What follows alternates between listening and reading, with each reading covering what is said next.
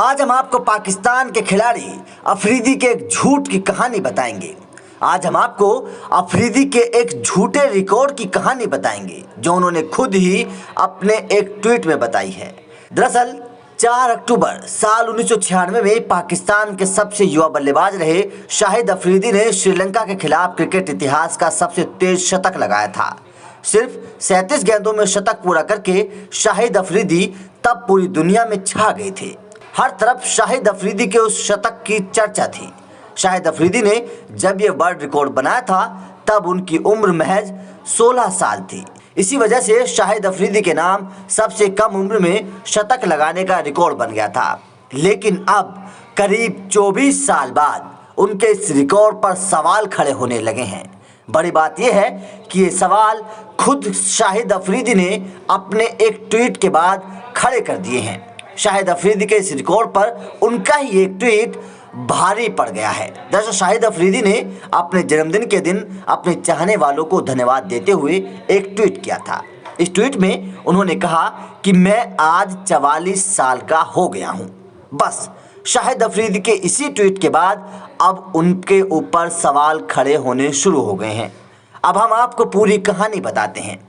दरअसल international cricket council यानी कि आईसीसी के आधिकारिक रिकॉर्ड के मुताबिक शाहिद अफरीदी की वर्तमान उम्र 41 साल होनी चाहिए। दिलचस्प बात यह है कि अफरीदी ने अपनी ऑटोबायोग्राफी में लिखा था कि उनका जन्म 1975 में हुआ था, जिसके हिसाब से आज वो 46 साल के हो चुके हैं।